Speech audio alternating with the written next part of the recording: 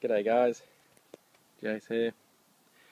Okay, probably the first video I've done where I haven't been in my park, because today I'm at home and I've just finished putting this together.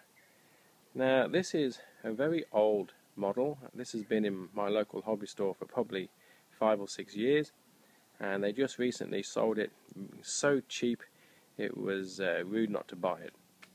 So what is it? Well, it's a Kyosho F16 with a 55mm ducted fan. Now this is one of the very first ducted fans I think that ever came out on the market with a brushless motor. There were some earlier models with brush motors, but they had very small amounts of thrust. Some figures reporting them to only have about 100 to 150 grams of thrust. Now, considering this model here weighs 490 grams, that's not really a very good thrust to weight ratio.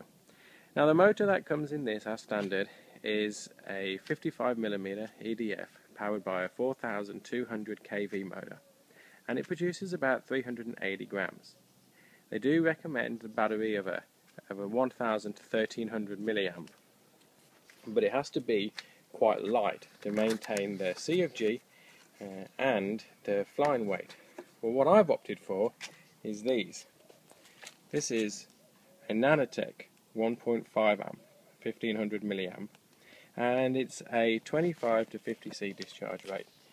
Now the thing about this battery is, and the thing about a lot of Nanotechs, is they actually weigh a lot less than the older style LiPos, and because of that it means I've got a pretty high C rated battery in there, and with a decent milliamp size, fit 1.5 amps, and it's absolutely spot on the CFG. The size and the weight is absolutely perfect.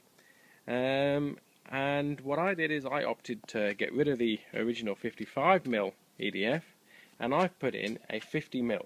Now I know what you're thinking, 50mm, but that's smaller. Yes, it is, but it doesn't really make much difference. And if we can see up here, you'll see that it's actually got a 10-bladed fan. A 10-blade. It's actually a 10-bladed all aluminium fan case for Dr. Mad Thrust from Hobby King, and the motor that's in there combined with the battery I'm using produces about 550 to 600 grams of thrust.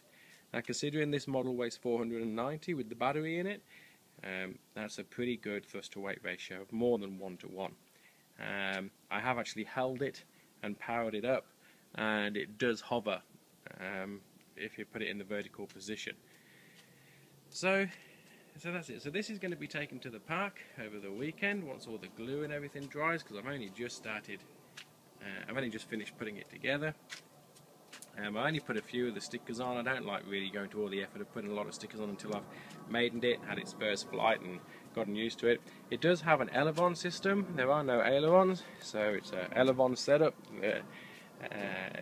Horizontal stabilizer at the back is going to be doing all the work, but I don't foresee that being too major issue, and we'll just have to see how it flies. But if this turns out to be a good model and a good flyer, then they do actually have an F4 Phantom back at the shop with the same setup and the same throwaway price.